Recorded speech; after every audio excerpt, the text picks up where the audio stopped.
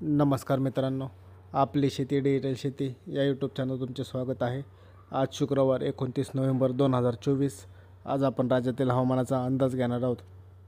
त्यापूर्वी तुम्ही जर का नवीन असाल या चॅनलवरती तर आत्ताच सबस्क्राईब करून घ्या। आपण या चॅनलवरती असे रोजचे हवामानाचे अंदाज देत असतो। चला तर मग आजच्या व्हिडिओला सुरुवात करूया।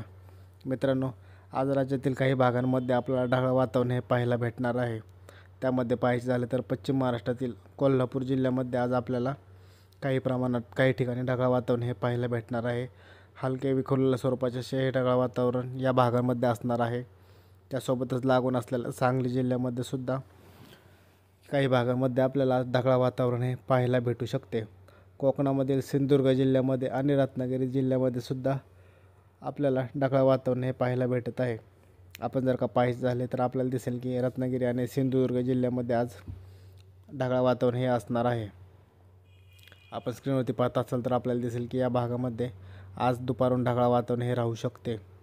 त्यासोबत पश्चिम महाराष्ट्रातील सोलापूर जिल्ह्यामध्ये सुद्धा विचार करायचा झाला तर सोलापूरमधील पंढरपूर, अकलूज, मोहोळ, अक्कलकोट या भागामध्ये सुद्धा आपल्याला आज ढगाळ वातावरण हे पाहायला भेटणार आहे।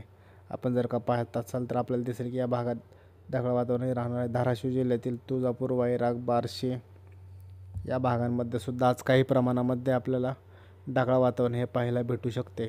हवामान विभागाने येथे ढगाळ वातावरणाचा अंदाज आज दिलेला आहे, त्यानुसार येथे ढगाळ वातावरण राहील। लातूर जिल्ह्यामध्ये सुद्धा औसा, उदगीर, निलंगा या भागामध्ये सुद्धा आपल्याला आज ढगाळ वातावरण हे पाहायला भेटू शकते। आपण जर का पाहायचे झाले तर आपल्याला दिसेल की या भागाला सुद्धा ढगाळ वातावरण हे असणार आहे। बीड जिल्ह्यामध्ये सुद्धा कैज, परळी, माजलगाव, गेवराई या भागात सुद्धा ढगाळ वातावरण हे राहणार आहे। नांदेड जिल्ह्याचा जर का विचार करायचा झाला तर या भागामध्ये सुद्धा आपल्याला काही प्रमाणात ढगाळ वातावरण हे पाहायला भेटू शकते। त्यासोबतच पुणे जिल्ह्यामध्ये सुद्धा दौंड, बारामती या भागामध्ये आपल्याला आज काही प्रमाणामध्ये ढगाळ वातावरण हे पाहायला भेटणार आहे। आपण जर का पाहायचे झाले तर आपल्याला दिसेल की या भागामध्ये हवामान विभागाने ढगाळ वातावरणाचा अंदाज दिलेला आहे, त्यानुसार येथे सुद्धा ढगाळ वातावरण राहील। एकंदरीत मित्रांनो, राज्यातील काही जिल्ह्यांमध्ये पाहायचे झाले तर आपल्याला ढगाळ वातावरण आहे, तर काही ठिकाणी थंडीचे प्रमाणसुद्धा वाढलेले आपल्याला दिसणार आहे, तर काही ठिकाणी तापमान उष्ण असणार आहे। अधिक माहितीसाठी आपल्या यूट्यूब चॅनलला आत्ताच सबस्क्राईब करून घ्या। धन्यवाद मित्रांनो।